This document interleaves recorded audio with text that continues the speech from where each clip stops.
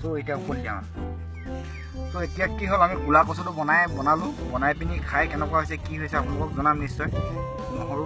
এনেকৈ পাতত দি নহৰু খাবলৈ খুব ভাল লাগে মজা হৈছে আপোনালোকে টেষ্ট কৰিব আমি যেনেকৈ বনাইছোঁ যিটোৱে বনাইছোঁ সুন্দৰ হৈছে এই কচুডাল খালেও বৰ মজা লাগিব বঢ়িয়া বঢ়িয়া বঢ়িয়া নিমখটো অলপ কম হৈছে বিলাহী আছে